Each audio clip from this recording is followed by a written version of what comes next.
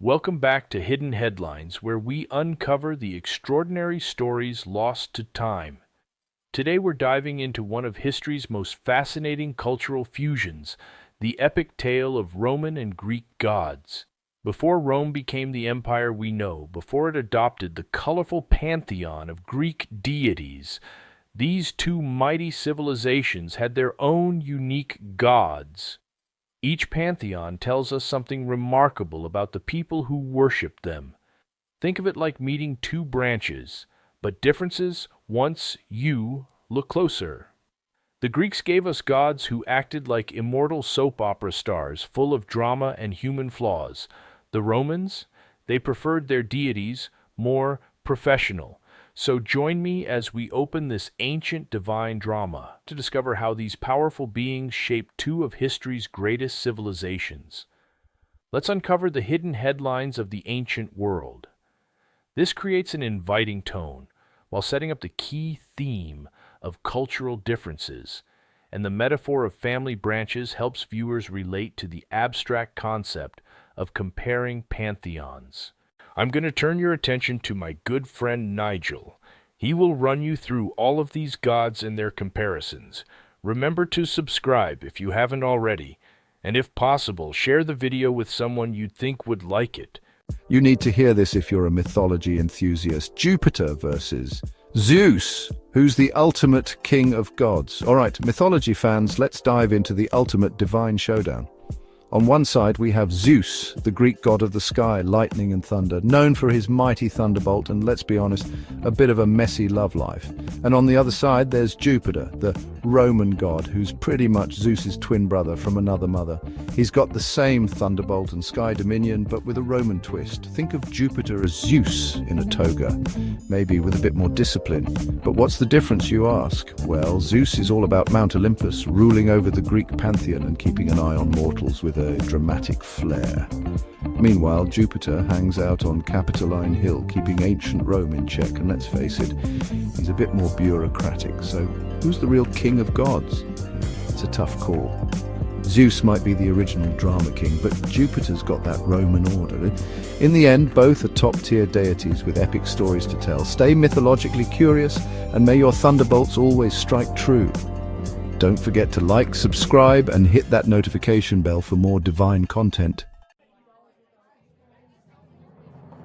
Welcome to our deep dive into mythology. You know, the ancient Greeks and Romans, they looked up at the same sky we do. They saw the vast expanse of the cosmos, the twinkling stars, but they didn't have the Hubble telescope, they didn't have rovers on Mars, so they filled in the blanks with stories, with myths, with gods and monsters. And few figures loom as large in these tales as the rulers of the sea. Today we're comparing two powerful sea gods, Neptune and Poseidon. These titans of the tides, these leviathans of legend, share striking similarities. But are they just two sides of the same cosmic coin? Let's find out. Now, you might think gods, especially sea gods, would be born from, well, the sea. But not these two. Poseidon in Greek mythology is the son of the titan Cronus and Rhea. That's right, the king of the gods. Zeus is his brother. Talk about a powerful family reunion. And their Roman counterpart Neptune, he's got a similar lineage, born to Saturn, the Roman equivalent of Cronus and Ops, the goddess of the harvest. But here's the cosmic curveball, neither of these guys started out ruling the waves. See, Cronus had this nasty habit of swallowing his children whole. You know, typical family drama. When Zeus escaped this fate, he waged war on the Titans, and guess who he recruited? Poseidon. After a cosmic clash for the ages, victory was theirs. Now, every superhero needs their signature look, right? Superman has his cape, Thor has his hammer, and our sea gods? Well, Poseidon is almost never seen without his trusty trident, a three-pronged spear forged by the Cyclopes themselves. This isn't just any ordinary fishing spear, folks. With a thrust of his trident, Poseidon could create springs of fresh water, summon monstrous waves, and even shake the very earth. Neptune, on the other hand, well, the Romans weren't exactly known for their originality when it came to mythology. They borrowed the trident from the Greeks, giving it to their version of Poseidon, good old Neptune. But hey, if it ain't broke, don't fix it, right? But the similarities don't stop there. Both Poseidon and Neptune share a connection to horses. Poseidon, in some myths, is even credited with creating horses. Chapter 3. Okay, let's dive into their resumes, shall we? Both Poseidon and Neptune are undoubtedly best known as the rulers of the sea. They commanded the waves, protected sailors, sometimes and generally kept things in order in their watery domains. But these guys were more than just glorified lifeguards. Poseidon, for instance, was also associated with earthquakes. Remember that trident? Yeah, it could pack a seismic punch. He was also the protector of horses, which makes sense considering his role in creating them. Neptune, while sharing many of Poseidon's domains, was also considered the god of fresh water and even horses, just like his Greek counterpart. Chapter 4. Imagine living in ancient Greece. You're a sailor about to embark on a journey across the vast, unpredictable Aegean Sea. You're going to want to get on Poseidon's good side, right? The ancient Greeks and Romans took their sea gods very seriously. They built magnificent temples in their honor, offered sacrifices, and held grand festivals to appease them. One of the most famous examples is the Temple of Poseidon at Sunion, perched dramatically on the cliffs overlooking the Aegean Sea. Talk about a room with a view. The Romans, not to be outdone, also honored Neptune with temples and festivals. They even dedicated a month to him, Neptunus, which we now know as July. I guess even gods appreciate a good summer vacation. Chapter 5. Now, you might be thinking, okay, cool stories, but what about today? Well, the influence of Poseidon and Neptune extends far beyond the dusty pages of mythology books. They continue to inspire artists, writers, and filmmakers even today. From epic poems to blockbuster movies, these sea gods have made quite the splash in popular culture. Just think about the iconic statue of Poseidon in the Trevi Fountain in Rome. Or how about the countless references to Poseidon and Neptune in literature, art, and even our language? Ever heard the phrase Neptune's kingdom? That's our guy. Thanks for joining us on this mythological journey. We've explored the origins, powers, and legacies of two of the most powerful figures in ancient mythology. From the depths of the ocean to the heights of Mount Olympus, Neptune and Poseidon remind us of the power of storytelling and the enduring fascination with the unknown. So, the next time you look out at the vast expanse of the sea, remember the tales of these mighty gods and the incredible influence they've had on our world. And who knows, maybe they're still out there somewhere, ruling the waves and shaking things up. Don't forget to like, subscribe, and hit the bell icon for more fascinating comparisons. The ancient worlds of Greece and Rome come alive with tales of gods and monsters. Two figures loom large: Ares and Mars. They are the gods of war, worshipped and feared by their respective civilizations. Ares, born from Zeus and Hera, stormed across the Greek imagination. Mars, his Roman counterpart, emerged from the heart of Roman mythology. Though separated by culture and language, their stories intertwine. They embody the chaos and glory of war, captivating our minds for centuries. Ares, the Greek god of war, embodied the raw, untamed spirit of battle. He reveled in bloodshed and violence, sowing discord among mortals. His name echoed with the clash of swords and the screams of the fallen. Conversely, Mars, while a fierce warrior, represented a more disciplined aspect of warfare. He was the protector of Rome, his name synonymous with military power and strategic brilliance. Understanding these two gods means delving into the heart of Greek and Roman civilizations.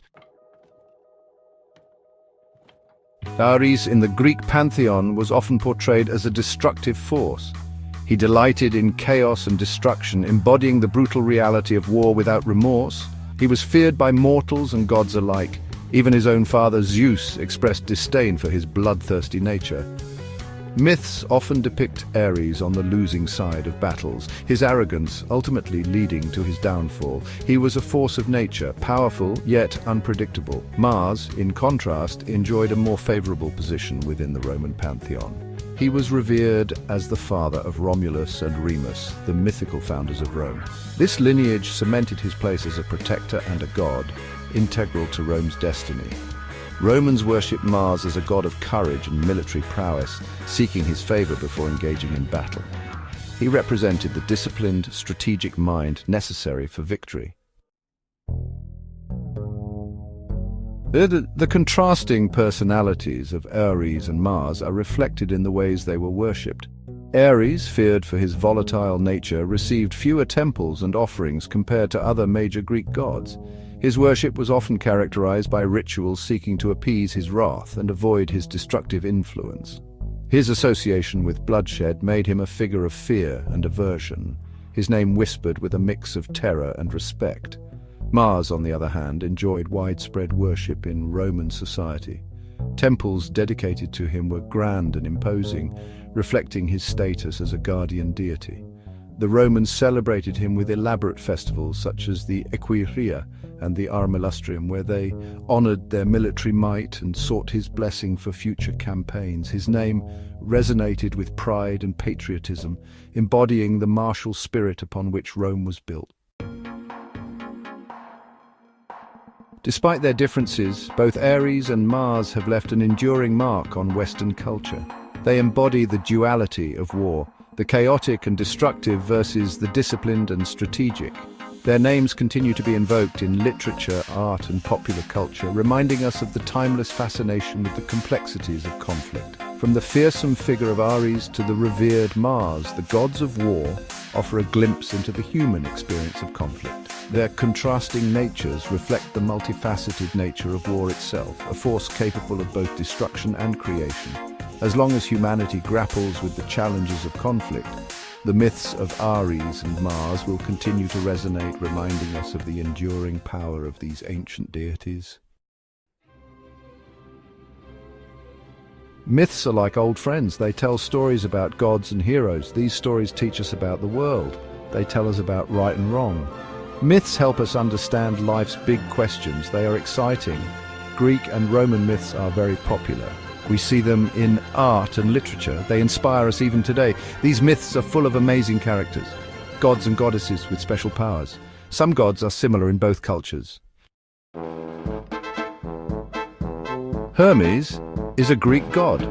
He is the son of Zeus, the king of the gods. Mercury is his Roman counterpart. Both are known for their speed. They are clever and good at talking. Imagine a messenger who could fly. That's Hermes and Mercury. They deliver messages for the gods. They travel between the heavens and the mortal world. Hermes and Mercury are important gods. They have many jobs. Besides delivering messages, they guide souls to the underworld. They protect travelers and merchants. They're also associated with luck and wealth. Imagine needing to tell someone something important far away. That's where they come in. They are the original postman. They ensure everything runs smoothly. Symbols of speed and cunning. They're divine accessories. Hermes and Mercury have special items. Hermes has winged sandals, a magic staff, and a pouch. Mercury has a winged hat and sandals. He also carries a staff and a money purse. These items help them do their jobs. The wings make them fast. The staff lets them talk to anyone. The clever gods use their skills to help others, but they also like to play tricks. Tales of trickery and divine intervention. There are many stories about Hermes and Mercury. In one story, Hermes steals Apollo's cattle. He tricks Apollo with his clever words. In another story, Mercury helps a Roman hero named Aeneas. He guides Aeneas on his journey. Their stories teach us lessons. They show that intelligence and quick thinking are important. They remind us that even gods can be mischievous. Two sides of the same coin. Similarities and differences. Hermes and Mercury are very alike. They share the same roles and symbols, but there are small differences. Hermes is more playful and cunning. Mercury is more serious and businesslike. Think of them as twins with different personalities. They have the same skills and abilities, but they use them in their own way. They show us that even similar things can be unique. The legacy of the divine messengers. Hermes and Mercury are important in mythology. They represent communication and travel. They show us the importance of speed and cleverness. Even today, we see their influence. Think of the winged feet on delivery trucks. That's Hermes and Mercury. They remind us that even ancient stories can still be relevant today. They teach us about ourselves and the world around us. Thanks for watching this deep dive into the fascinating world of Greek and Roman gods. As we've seen, these deities weren't just simple copies of each other. They were more like cultural cousins, sharing family traits but each with their own unique personality and local flavor. Whether it's Jupiter's more dignified political nature compared to Zeus's dramatic flair, or Mars's elevated status versus Ares's more violent reputation, these subtle differences tell us so much about how these ancient civilizations saw themselves and their place in the world. What really stands out is how these gods evolved as Roman culture absorbed Greek mythology, creating something entirely new yet familiar. Kind of like how we keep reimagining these ancient stories today in our movies, books, and games. If you enjoyed exploring these divine family trees with me, hit that subscribe button for more mythology deep dives. Next week, we'll be looking at the lesser-known deities that shaped everyday ancient life. And hey, drop a comment below with which god or goddess you'd like to learn more about. The ancient world is full of amazing stories, and we've only scratched the surface.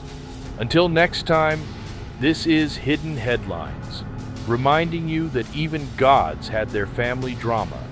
Stay curious, and see you in the next video.